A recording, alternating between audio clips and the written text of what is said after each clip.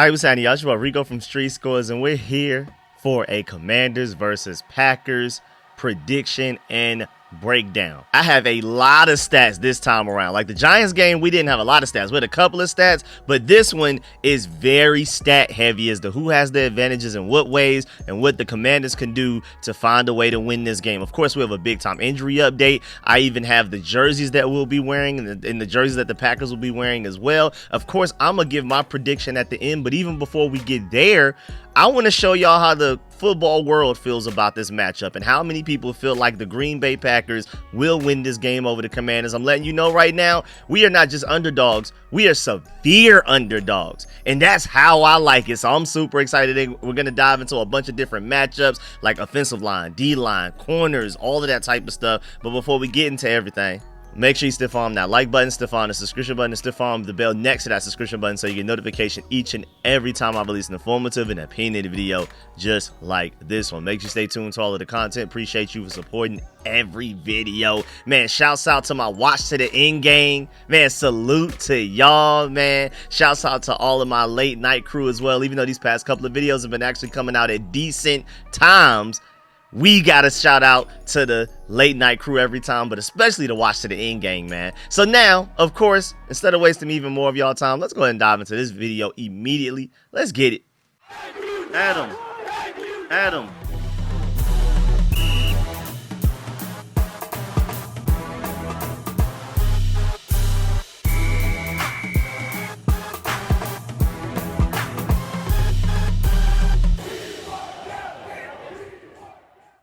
And of course, I will be live streaming this game tonight. The game starts technically at 8:15 p.m. I'm going to start live streaming at like 7 because we have a lot of predictions to break down. We have a lot of things to talk about. Just like some of this other news that came out this morning that's not relevant to this whole Packers game coming out tonight. I want to even do a video on that immediately, like soon after I'm done with this preview video and y'all get this. I'm immediately start working on that Bill and Laramie Tunsil video because we got some great news, or some at least interesting news as far as both of those guys go. But again, an hour before the game actually even starts, I'm gonna start live streaming. We'll start breaking down a lot of things, predictions. I'm gonna be reading the chat and seeing what questions y'all may have or whatever predictions y'all have. So we're gonna have a lot of fun interacting with each other an hour before that game start. And of course, I will be live streaming all 4 quarters and all of that type of stuff. But first of all, the Commanders have already announced exactly which jersey combo setup we're going to be wearing against the Packers tonight. They announced this back on September 9th, 2 days ago. You can see the burgundy on the top, the gold on the bottom with the long burgundy sock, you know, knee down situation. I'm rocking with it, man.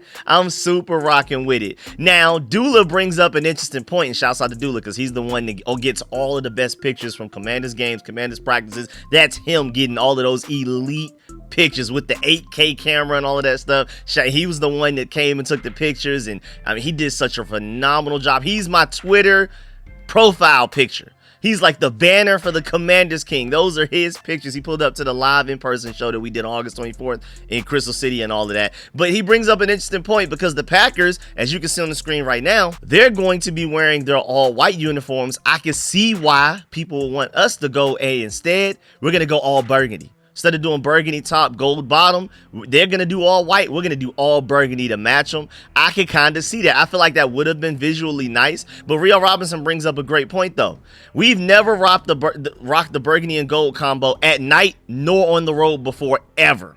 So that's going to be fun in itself. He said we're about to look so crispy on Amazon Prime, and I completely agree. I'm excited about that. I can see the argument for the burgundy on burgundy since, again, the Packers are wearing all white, but I love the burgundy and gold. I really like the burgundy top and gold pants. I think that's one of our better uniform combinations right there. And again, Rio brought up a great point that we've never worn the burgundy top, gold bottom on a night game, during a night game, nor ever on the road. So I'm super excited just to see how that's going to feel like a home game, because we're used to only wearing those type of clothes in home games, that type of jersey uniform.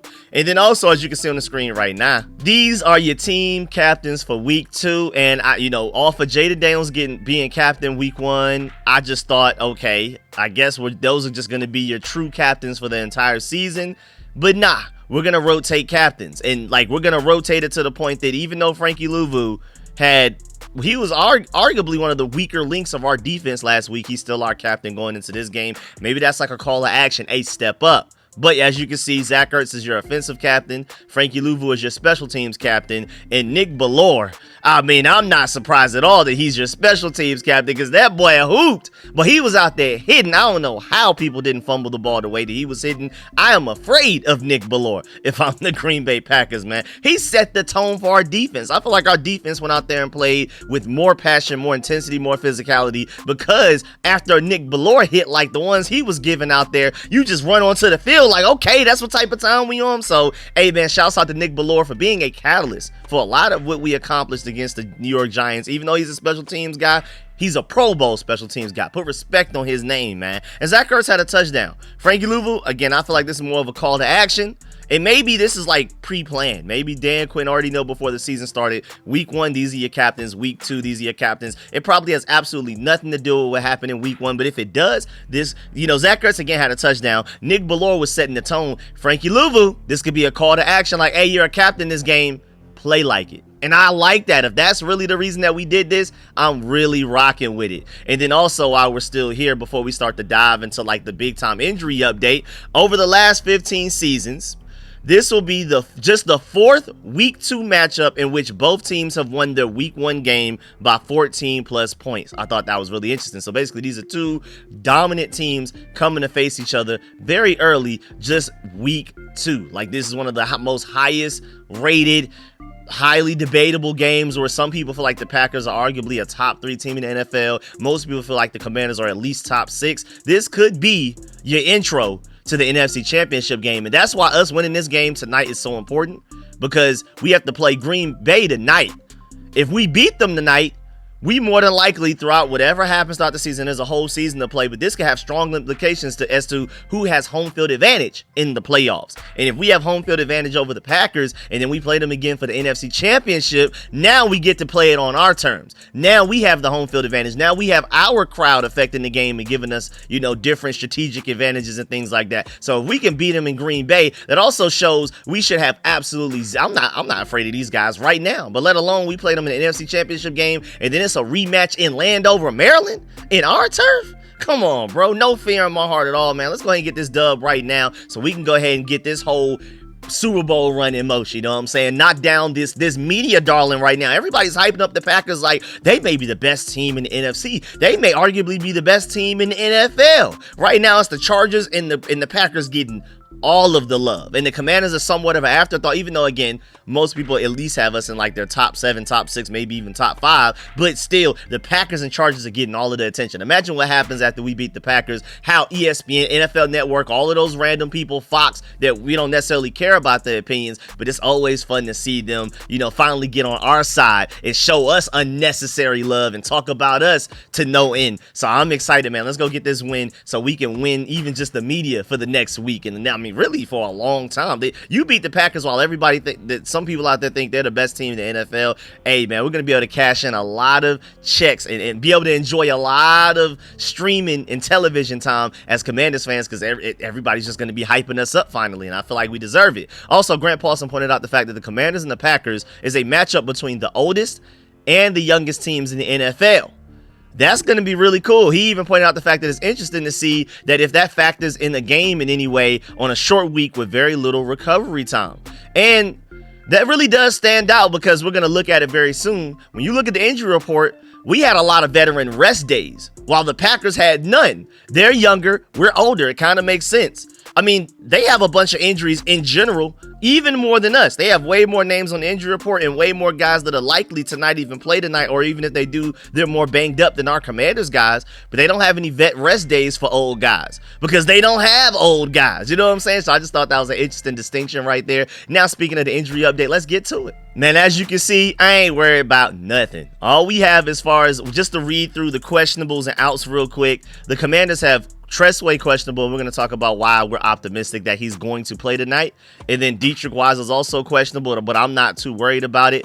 Some sort of knee injury maybe he sustained at some point in practice, because he was a full participant Monday and Tuesday, and then out of nowhere he's limited Wednesday. So I don't know. That's the one injury that does kind of concern me, because the fact that it came out of nowhere towards the end of the practice week, it's like, okay, maybe this is something. But again, at least he was limited and not did not participate type of guy. And then again, you look, Noah Brown, not necessarily old, but he was limited because of his knee. Then he didn't participate on Wednesday because rest. You know what I'm saying? And that's more so not because he's old, but just because he's still recovering from his big injury he sustained in mandatory minicamp, and they're trying to keep him healthy for the long haul so we can go in the Super Bowl run. So that's why they're not forcing things for him right now. And then Austin Eckler is legitimately limited with a shoulder injury. And then you had John Bates, shoulder, great to go all week. Jaden Daniels, great to go all week with a wrist injury. And Deron Payne, full on Monday, rested Tuesday, full on Wednesday, great to go. Even though apparently he has some type of calf injury, but the only reason he ever missed a practice this week was a vet rest day. And we had other vet rest days as well, like Laramie Tunsil and Bobby Wagner, Zach Ertz and those guys, but I guess they decided to take that off of the injury report, because unless they had any injury, if they didn't have any injury outside of just vet rest day, I guess they felt like it was unnecessary to have them on the final injury report. And then you look at the Packers, and obviously they are far more hurt than us, bro. First of all, they have 2 players already declared out, and we don't have any just flat out outs. I mean, Samuel Cosme on the PUP list that doesn't appear on the practice report. That's it. And even then, our offensive line still looks really good with Nick Allegretti starting at right guard. That's how deep our offensive line is. I already told y'all on paper we have a top 5 offensive line in the NFL this year. And hey, man, looking like a good prediction for me. But again, out. That's Britton Cox Jr. over there on the defensive line, man. That could hurt them.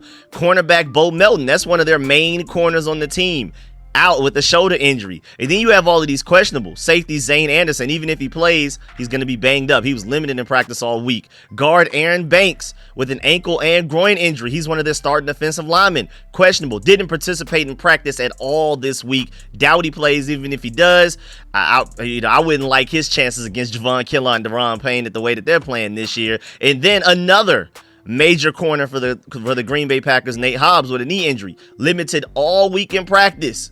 He's very questionable. Even if he plays, he'll be hobbled. There's no way that this cornerback group, especially while hobbled, can deal with Terry McLaurin and Deebo Samuel. I just refuse to believe that. Then Micah Parsons, limited all week, but that was like pretty much his injury report last week before the Detroit Lions game, and he still ended up playing. He didn't play a lot, but he still played. I'm predicting that he'll probably do the same thing here. And then another starting offensive lineman in Zach Tom with an oblique injury, didn't participate in practice all week. So I wouldn't be surprised if they have at least 4 outs. The 2 outs that they already have, and then also their 2 starting offensive lineman, guard Aaron Banks and offensive lineman Zach Tom. Everybody else is really like a non-questionable type of thing. Like, they're gonna play. They may be hobbled a little bit, but they're gonna play.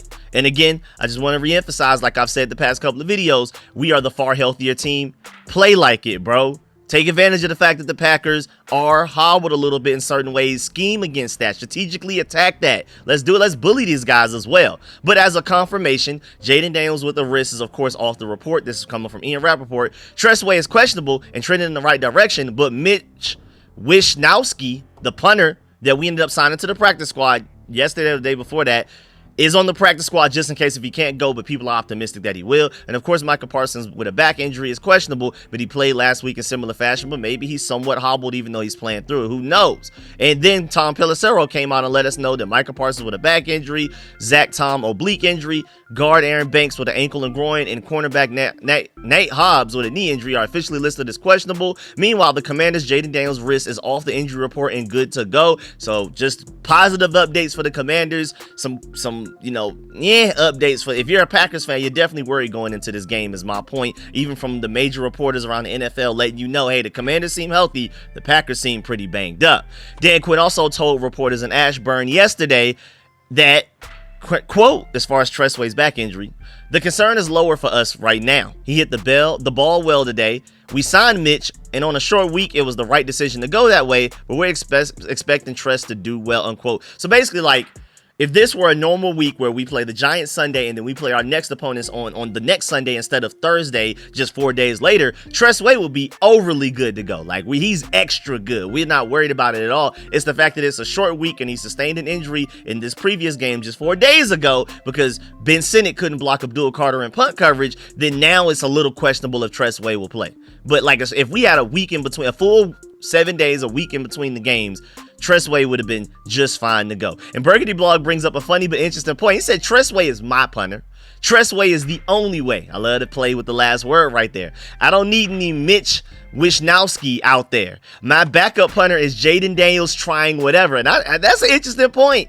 We probably are likely to go for more fourth downs because if Tress Way does not play. Even though, again, it's sounding optimistic that he will play. But if for any reason Tress Way does not play, I thought that was an interesting thought that maybe we do go for more fourth downs. Just because our punter isn't as automatic anymore, now that we're just signing a random guy off the streets. I mean, again, both of the guys we tried out sound like they're from Vinland Saga or something with their last names. I thought that was pretty interesting. And we'll see, man. Maybe Jaden Daniels is able to, we're more aggressive on fourth downs this game because I feel like we just weren't aggressive against the Giants because we didn't have to be because our defense was so good. That's something we're going to address later on in this video when we dive into stats. And then before we move on to the matchups and the stats and all of that type of stuff, speaking of injuries, even though I'm not wishing injuries on anybody, the Commanders, specifically Javon Kinlaw, have a very interesting mentality going into this game. He said this is going to be an ice bag game. He's coming in determined, ruthless, physical, ready to set the tone. I'm so excited. Look at Javon Kinlaw interview with Scott Abraham. 35 seconds right here, and it's well worth every second. He's hearing the noise. He's hearing what everybody's saying about him coming into this season, and he's super excited to prove everybody wrong, especially against a good opponent like the Packers. And he's like, hey, man, do what you got to do. I know what I'm going to do, and I'm going to make it hurt. Going into this season, a lot of people expected the Commanders to be a very good team. They also thought the Packers would be a very good team. So is this a good measuring stick in a sense early in the season? For sure, it's going to be a heavyweight bout. You know what I mean? And I'm going to look forward to it. I look forward to the heavyweight games, the ice bag games. I look forward to it. Ice bag games. Usually, what's the difference in those ice bag games? What does it come down to? Mentality, physicality. That's it. How do you help try to instill that kind of mindset right away, set the tone from a Monday going into a Thursday? I mean, guys know what's up with me around here. So I'm a physical presence, and that's what I do. So it ain't really nothing more that I need to do, And before we get into the second half of this video, man, we got to talk about, man. Man, we play football tonight, man, which means you now have a chance to 1,000 times your cash on daily fantasy football, man. Washington football has never been more exciting, especially being 1-0. And I'm pretty confident that we're going to go into this game and finish out 2-0, man. And especially with elite offensive players like Jaden Daniels looking like a top quarterback in the NFL, even on a sloppy day. Of course, you have Peyton Terry McLaurin, motivated Terry McLaurin that didn't have a great game against the Giants. I think he bounces back and goes crazy against the Packers, especially against those corners. And again, we're going to talk about it soon. And then Deebo Samuel, you saw how heavily involved he was in the offense and how even just not him not getting the ball opened things up for other offensive players, man. He's huge as well. So pick on stats for these stars like touchdowns, passing yards, receiving yards, fantasy points, and more for up to 1,000 times payout on Sleeper. And if you're right on your picks, you can win big money, and you can use promo code SCORE, that's SCORE, and that's SCORE, and you'll get up to $100 match on your first deposit. You can even click the link at the top of the description of this video and every live stream that I do all season. And it's not just the Commanders in the NFL. You can still play daily fantasy on NBA, MLB, NHL, college football, college basketball, and the WNBA, all on Sleeper. Entries can be made in 30 seconds or less. They have a fast and easy withdrawal process. All of that type of stuff is safe. And, of course, terms and conditions apply. See Sleeper's terms of use for details. And there's a $1 minimum entry for users. But let's get into the app, man. As you can see on the screen right now, like I typically do, until I'm gonna do probably one on Friday, and I may try to upload it out there for everybody to see on Twitter. Maybe I'll include it in my video that I do, on Friday after the Green Bay Packers game and stuff like that. But until I get to my 8-leg fantasy fund, where, I ended up last week, I turned 10 in the 800 last week. So I'm going to try to do that again and recreate that this week. I love to just typically just scroll down NFL duos. And there's a reason these are so popular, because a lot of people feel like, hey, this is a good play to make right here. So I'm not going to lie. I'm really liking a few of these. But I'm especially liking, I saw one earlier, I hope they still have it, where it was, I saw like a Terry McLaurin over, and even like a Matthew Golden over. There we go, it's right here.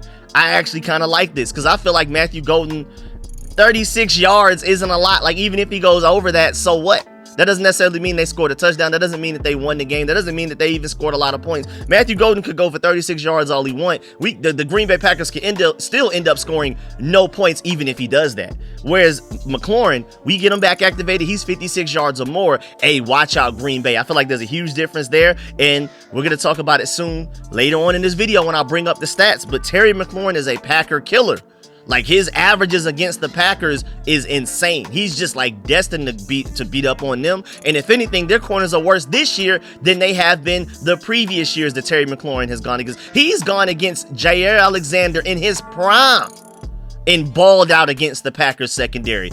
They don't have anybody near prime and healthy Jair Alexander in their cornerback group right now. So I definitely am feeling this Terry McLaurin over. I'm surprised this line isn't even higher. So you could turn 100 into 320 if you want to play it safe. You could turn 20 into 64, or you could turn 10 into 32. If you think Matthew Golden can go out there and get a pointless, useless 36 yards or more, and Terry McLaurin can go out there and get a 56 revenge game after what happened to him against the Giants, he can go out there and get 56 against the Packers. Again, man, promo code SCORE, that's SCORE, and you get up to $100 match on your first deposit. Shouts out to Sleeper, man. Now let's get back to this video and dive into a lot of these matchups and crazy stats to watch out for in this game. Let's dive into important matchups and stats. Shouts out to Commanders Wire for bringing up these stats real quick. We're just going to run through these real quick because I have so many stats and matchups to get to. We can't spend too much time on any particular one. They said Commanders Insights. Last season, the Commanders racked up 8.6 more points per game with 28.5 than the Packers allowed at 19.9. So this is potentially a good defense going up against an elite offense.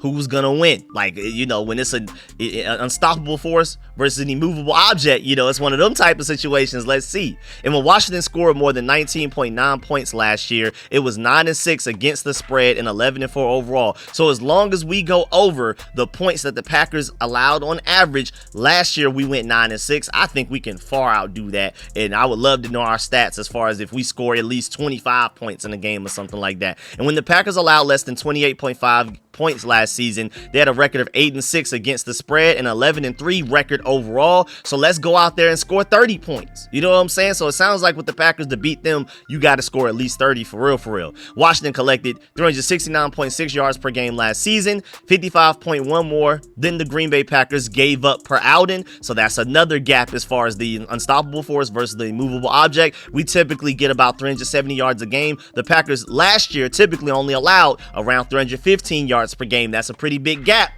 Who's going to be the deciding factor? Who's going to win that matchup alone? Our offense versus their defense. Also, JP Finley brought up the fact that obviously Washington has to be better on third down tonight versus last week against the Giants, where we went 4 of 11 on third downs. That's unacceptable. And also be more aggressive on fourth downs. Last week, Washington had 2 fourth and shorts about midfield and punted on both, and I would not expect that tonight. I would completely agree. I feel like that was more so because our defense was so dominant. We knew, man, we don't got to go for these fourth downs. The defense is going to get it back. There's no use in putting this game back into the Giants' hands by risking anything unnecessarily, bro. I know our identity is going forward on fourth downs, but that Giants team couldn't do nothing against our defense, bro. We were rushing forward and getting to the quarterback consistently. They couldn't run the ball against us. They couldn't get anything going. Malik Neighbors was on an island with Marshawn Lattimore and Trey Amos without safety help at times and was getting shut down. Like, come on, bro. I mean, Malik Neighbors is a top 7 receiver in the NFL, the best receiver in his division. He's gonna make a couple of plays on his own. Even with great coverage, that's just who he is. The Packers don't have any one of those type of guys this game. Jordan Love is better than Russell Wilson, but I'm not too afraid of this Packers offense like some people are. But again, we weren't aggressive on fourth downs because why? The Giants couldn't do anything on offense. What are we going for it on fourth down for? Just give it back. Let the defense handle it, and we'll keep it pushing, and they did so. And then shouts out to Tim Meek on Twitter because he replied to JP Finley and said that was game flow. Last week, it was unnecessary versus that team with how the defense was playing. Another misnomer about last year. Washington ranked in the bottom half of NFL fourth down attempts. I love that point. They were just simply historically great at converting them. So a lot of people feel like we were just this extra aggressive team, even though we were technically in the bottom half of fourth down conversion attempts. We were just so great at turning them into fourth down conversions into first downs. People just feel like we were just more aggressive than we actually were. I feel like that's an excellent point from Tim Mee. Great spot right there. JP Finley agreed and said, yeah, last week they were content to just punt because the defense was dominating. Tonight we might need more offense and more long drives. But then again, shouts out to Burgundy Manders, because he posted up this little picture of the Packers roster and said, not gonna lie, Micah is the only name here that worries me. The other 10 guys are free eats, and granted, there's a bunch of Georgia Bulldog names I'm seeing up there. You got Javon Bullard, who you don't even see on the screen right now in this screenshot. You have Devontae Wyatt. You have Quay Walker. I love my dogs.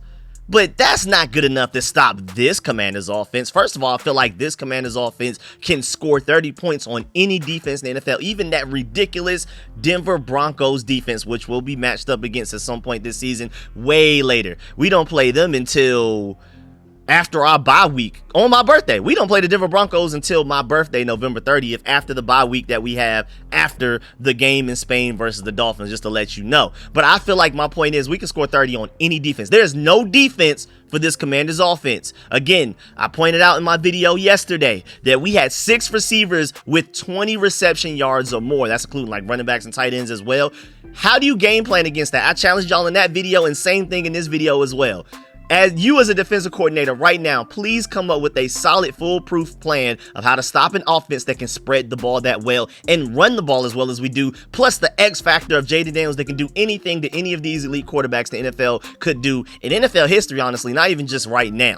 So, to Burgundy Manders' point, you know what I'm saying, outside of Micah Parsons, even, because again, I feel like we can score 30 on any defense. And I don't even feel like this Packers defense is one of the better defenses in the NFL. So why wouldn't we be able to do so against them? And then shouts out to @CMNDERS, basically Commanders on Twitter. He posted this picture right here and said, so you're telling me the Commanders are underdogs when these are the DBs guarding Terry and Debo?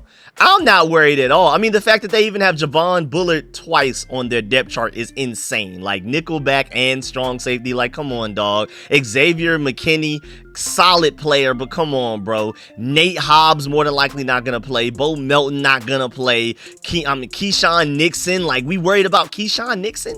We worried about any of these backups, man? Carrington Valentine, like, come on, bro. They're a talented bunch, but they're not ready. They're the youngest team in the NFL, and I think we're going to prove tonight, like I brought up earlier, they are the youngest team with the oldest team. I feel like we're going to show why there's an advantage to being the oldest team. And also, this whole oldest team in the NFL thing is like completely blown out of proportion, because we have Jaden Daniels at quarterback, we have Mike Sainristil at corner, and remember, there was an article that came out this offseason about those are 2 guys that are worth 1 or more first round picks in the NFL right now. So that's an elite young core already. Then Bill comes in, his first game wins Offensive Rookie of the Week, the Jaden Daniels Award, technically. That's what we might as well call it at this point, as many times he won it last year and set an NFL record for Offensive Rookie of the Week won in a season. You know, we have Bill now at running back. I mean, we have a Jalen Lane at wide receiver. We can go on and on about the entire defense, really the entire secondary. Honestly, outside of like Lattimore and I guess Will Harrison, even those guys aren't 30 yet. You know what I'm saying? Like, this whole thing about our defense being so old is blown completely out of proportion. But I love the fact that we have these older veterans on the team, and I feel like we're going to go into Green Bay and school these little young guns on what it's like to play real football. You know what I'm saying? I like the fact that we have the age advantage here. I think that's a good thing, especially going on a Super Bowl run. The only reason age matters is when you're looking ahead into the future long term. And again, I just told y'all, while we have a really great young core, that I'm not worried about that long term at all. But even beyond that, bro, right now, going on a Super Bowl run in 2025, playing in the Super Bowl and winning it in February of 2026, I love the fact that we have an old roster, bro. Because with that old age comes a lot of wisdom and experience and not falling under pressure when the lights are bright, knowing exactly what to do in panic situations, communication, leadership. I'm so excited, bro. And also just even the on-field coaching to develop and mature the young core that we have ready that's going to be the next future stars and you know, the next year or two and stuff like that. But moving on from that, going back to the Green Bay Packers, who are the enemies right now, P. Haley brought up an interesting point that Terry McLaurin, has played the Packers 3 times in his career and has a receiving touchdown in all 3 games, including 2 of them at Lambeau Field in Green Bay like we have to play tonight. And basically, he's going to try to go 4 for 4 tonight on Thursday Night Football, where every time he plays the Green Bay Packers, he gets at least 1 touchdown, which goes back to the point of, you see those corners, you see that secondary. Who's covering Terry? Who's covering Debo? Who's covering Noah Brown and even our running backs, Austin Eckler, Bill Krosky Merritt, and Jalen Lane, even Luke McCaffrey might get him some. Like, if there were a game where Luke McCaffrey can get off for maybe 50 yards off of like 4 catches or something crazy, something he hasn't necessarily done yet in his career, like where he just has his best game yet since we drafted him, it would be this Green Bay secondary, wouldn't it? So I'm saying Zach Ertz, they don't have nobody for Zach Ertz, bro. Stop playing. I love my Georgia Dogs, man, but chill. I don't see how they can ever stop us through the passing game unless Micah Parsons is on Jaden Daniels' heels all game. And even then, we're going to talk about it later on at some point in this video. Micah Parsons said that basically, I'm not Brian Burns. You're not going to beat me to the edge. All right. All right, I would love to see you track down and show that you're faster than Jaden Daniels, because you're not. You're not at all, Micah Parsons. I can't wait to see that come into fruition when you try to do it, and then he's looking back at you, laughing at you as he's running from you, just like he did Brian Burns last week. But going back to Green Bay, going back to Terry McLaurin, he averages 85 yards, 5 receptions, and a touchdown against the Green Bay Packers so far through 3 games. I think he's going to continue that same thing. That's why I said play that over on that 55.5 yards for Terry, like we just talked about earlier, because he averages 85 yards against this secondary, the Green Bay secondary specifically, and this secondary is worse than it's ever been with Terry McLaurin going against the secondary, and he also has the best quarterback he's ever had going against this secondary. I don't think y'all are seeing this right now, how many advantages we have going into this game. It's this propaganda going around that the Green Bay Packers are the better team and they're the home team and all of that. That's cool and all. We're going to show them tonight. I'm telling you right now. Also, Dan Quinn was asked about Micah Parsons, speaking of him, and he basically said something to the extent of, if I was coaching him, really the only way I would stop him is to sit him this week. You know what I'm saying? Basically giving him a huge compliment. Like, you know, it doesn't matter how you prepare for him. The best way to stop him is for him to not play, essentially. And then, I mean, it's an interesting point that Josh Connolly will play his first 3 career games against Brian Burns, Kayvon Thibodeau, and Abdul Carter, then Micah Parsons, then Max Crosby. Like, that is an interesting first 3 weeks of games, bro. And then even like the Atlanta Falcons week 4, you know, they're young, but that's James Pierce Jr. and my boy Jalen Walker, both rookies just drafted in this past draft, is 2 of arguably the best edge rushers in the entire draft. So, hey, Josh Connolly, you do have your work cut out for you, but I'm confident you'll rise up to the task, bro. I'm really excited about Josh Connolly's potential because he had a pretty good game against the Giants, and I think he's only going to get better and better as we keep going on, as he learns lessons from the mistakes that he made against the Giants. Also, Jaden Daniels even gave a compliment to Micah Parsons, saying, you don't let game wreckers wreck the game. Got to keep an eye on him. He gets paid a lot of money for a reason. That's honest respect from Jaden Daniels right there. You could just tell Jaden Daniels and Micah Parsons really rock with each other, because the entire last offseason,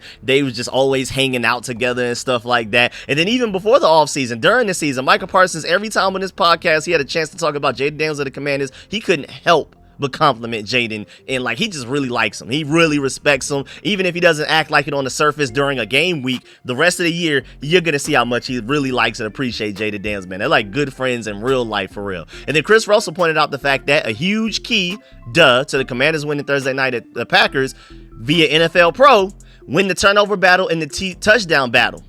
And this is gonna take us into the "We Are Not the Lions" segment of this video. Because despite winning the time of possession 35-25, the Lions offense struggled to put points on the board, scoring just 1 touchdown on 4 red zone drives. I guarantee you we're not that. That's not us. Outside of that 2-minute warning failure before the half, every time we went down there, we scored touchdowns.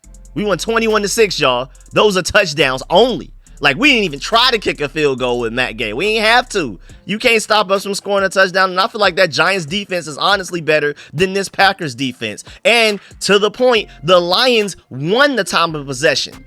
35, a little over 35 to a little under 25 when the Packers in. They won the time of possession. They were on the field more. They were able to move the ball and stuff like that. They just couldn't score touchdowns. That game was like a couple of mistakes, like a Brian Branch interception that should have happened. Like, so many random little things went wrong for them, to where even though the score looked bad, that game was closer than it actually was. The Lions had a chance to win that game and they just blew it. I don't see the Commanders blowing it. And also, I think the Commanders are way better than the Lions. We beat the Lions last year when they had Ben Johnson and Aaron Glenn as defensive coordinator. And, I mean, they were hurt. But you could argue maybe even that last year's team was more talented than this year's team. I feel like the Commanders got better since we played the Lions in the NFC Championship game. And the Lions, especially coaching-wise and strategically, got worse. So the Packers just beat a worse version of the Lions that we beat in the playoffs last year. And again, I think we're better than both the Lions and the Packers. I think we're the best team in the NFC, but we'll see. So now again, I feel like we need our own very section of stats that tell the Packers, hey, we are not the Detroit Lions, dog. Don't sit here and act like it. A lot of Packers fans out there actually think the Lions are better than the Commanders. I can't wait for the reality check they're about to get tonight. Again, we're going to talk about all of these predictions that are going on around the internet, around television, about everybody feeling like we're basically going to lose this game. I love being underdogs. Let's do it. But JB Finley pointed out the fact that a stat to watch tonight. In week 1, Lions running backs were hit at the line of scrimmage consistently. Commanders running backs weren't getting hit until almost 3 yards downfield by the offensive line blocking that we had in the run game. Can the Packers get to the Washington running backs like they did against Detroit? JB Finley said, I'm not so sure.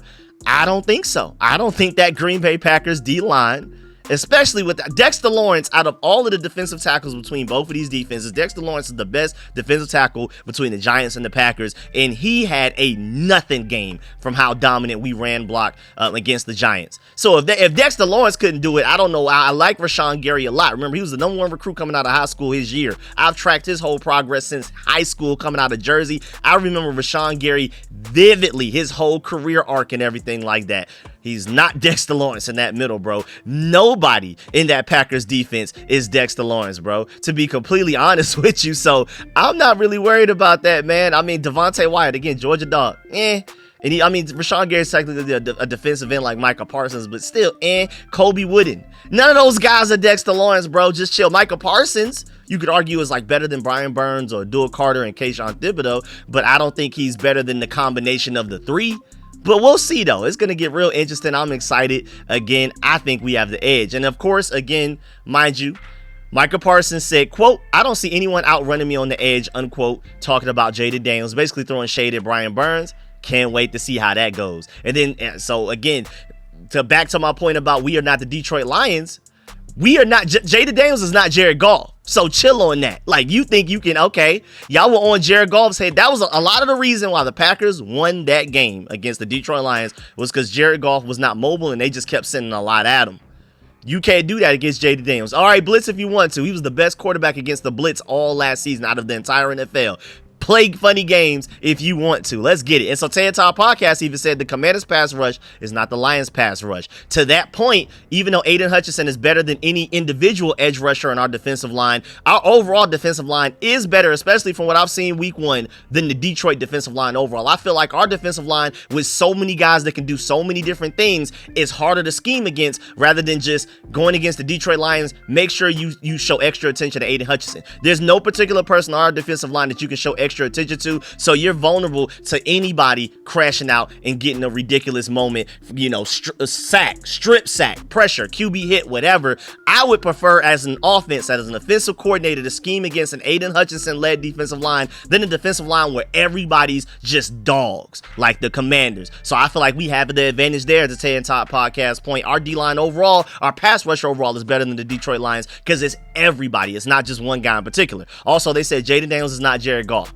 Obviously. And I mean, we already talked about legs. How about just throwing? Jaden Daniels is already a way better thrower than Jared Goff, so your corners will not have the day off. So chill on that. Cliff Kingsbury is also not John Morton. Cliff Kingsbury is arguably one of, if not the best offensive mind in football right now. The most I have him over Kyle Shanahan, over Andy Reid, over all of those guys right now, and I'm so serious about that. So they're not ready, even schematically, for what Cliff Kingsbury is going to do tonight. I'm super excited. He said, that's all I'll say. Now, I'm going to take it further. I mean, going back to defense, look at this right here. That man, Dorrance Armstrong, right now is tied for the most pressures in the NFL. Out of the entire NFL with 9 pressures, Dorrance Armstrong is tied for the most, bro. Watch out. And even beyond that, shouts out to Warren Sharp. He pointed out the fact that the percentage of running back runs that gained 0 large yards last week, of course the Giants had the highest percentage, which means they were the worst at 47%. Because you know why? They went against this Commanders run defense, which is arguably the best in the NFL. Then you scroll all the way down. The percentage of running back runs they gained 0 yards, the Commanders were in second place with 5%, only to the Kansas City Chiefs that has 0%. And that's that Commanders run game. Are the Green Bay Packers ready to stop that? I think not, bro. I really think not, because even just to look at the Detroit Lions had 30%. And first of all, I think our run game and run blocking is better than the Detroit Lions. And they were at 30%. Whereas we were at 5% last week. So come on. And I think the Giants D-line overall is better than the Packers D-line. So they're not ready, bro. We have so many advantages. It's crazy. Even just teams with the most yards in week 1. The Bills were first with 497 because of a comeback win. The Ravens had 432 because of their whole shootout.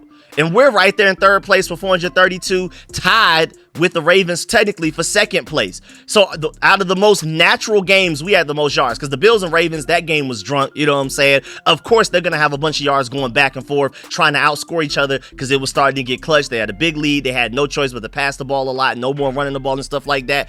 Out of a normal regular average game, the Commanders had the most yards in the NFL last week, and I don't think the Green Bay Packers are ready for that. Also, shouts out to the Weekly Audible pointing out the fact that Jaden Daniels on primetime games. We're talking at Cincinnati week 3. We're talking versus Chicago. What was that, like week 8 or something like that? Week 6, something like that. At Philly, and then versus Atlanta with the overtime victory. Jaden Daniels is 88 of 129, 68.2 completion percentage, 7 touchdowns, 2 interceptions, 998 yards, 236 rushing yards, and 1 rushing touchdown. Play if you want. When the lights are at their brightest, Jaden Daniels is arguably at his best. Also, Marshall pointed out the fact that this Thursday night game might be a heavyweight fight. I think both defenses present the other offenses issues, even though I think our defense presents their offense more issues than their defense presents ours, but it is what it is. Short week, and the product is usually trash football to begin with, and I agree with that. On a short week, it's anything can happen. All kinds of wacky Looney Tunes, Animaniac stuff starts to happen, and he finished it by saying, just give 5 a chance to strike last. If Jaden Daniels and the Commanders offense has the ball last and we need to go down and score a field goal or a touchdown,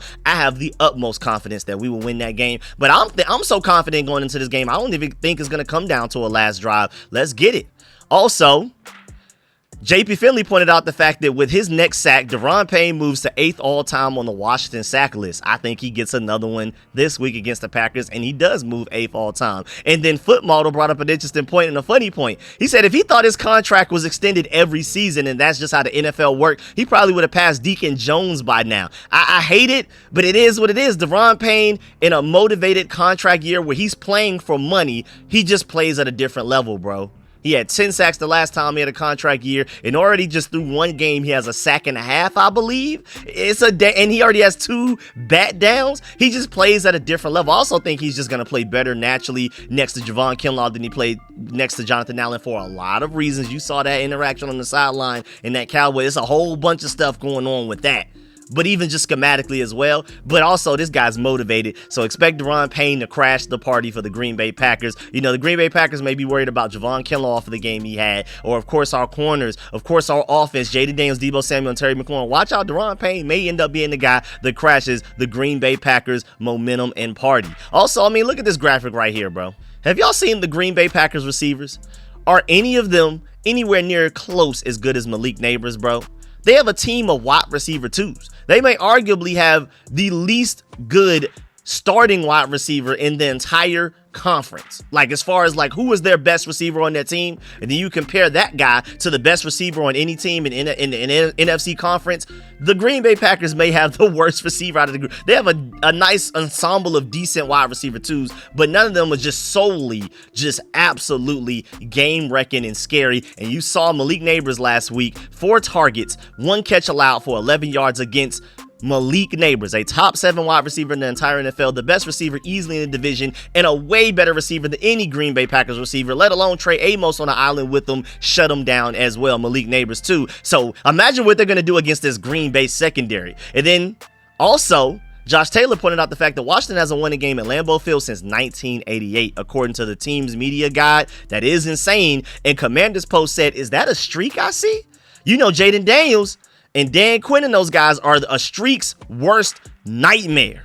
So I'm ready. Let's go. We break streaks, especially since we've had Adam Peters as our general manager, Dan Quinn is our head coach, and Jaden Daniels is our quarterback. We have been ridiculous streak breakers where it's, oh man, the burgundy and gold haven't done this since then. We did a few of those against the Giants just this past week alone. let alone the whole run we went on last season. So we're streak breakers. I'm ready to break that right now. Now let's dive into a lot of the Commanders' doubt out there, because I think it's hilarious. Like, well, first of all, JP Finley said he talked to 2 Packers fans at a restaurant. I think he's already been in Green Bay for the past couple of days.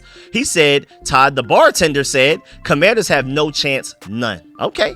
Ron, the fellow customer, said, they're a formidable opponent, but we're not losing, with confidence. And JP Finley finished by saying, that's why they play the games, folks. And then Tay and Todd Podcast quote tweeted and said, sounds like some other NFC North fans back in January, huh? I completely agree. The Detroit Lions had just as much as confidence as that, if not more. You saw what we did to them in Detroit when it mattered most in a playoff game.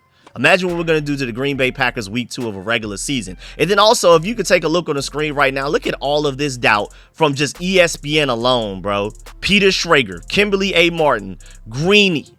You have Louis Riddick, and he's a big Commanders guy. He worked for the Commanders, the Redskins, at one point in time. And Jeff Saturday, all picking Green Bay. Dominique Foxworth, and he's been defending us all offseason. I don't know if y'all paid attention, but when he's on Bomani Jones' show, he's one of the people that's been defending the Commanders this entire time. Like, hey, y'all keep saying random stuff like there's no way they could be historically great at 4th down situations like they were last year. Okay, maybe that's true, but what if they're just so much better going into this year because J.D. Daniels is better, the team around them is way better with Laramie Tunsil, Deebo Samuel, and all of those guys, and drafting Josh Connolly to the point that they're not even in as many 4th down situations. What if instead of all of those close games they won towards the end of the last regular season, what if all of those games are just blowouts because they're just that much better? That's a point that Dominique Foxworth just made like a week ago on Bomani Jones' show, so I'm not even the least bit surprised that he picked us. He's Baltimore. He's straight Ravens, born and raised Baltimore. He has no Commanders affection. He's not biased towards or with or against us or any way. That's just pure logic telling him, hey, y'all asleep on the Commanders, dog, as you can even see in the picture, the face that he has in his pick.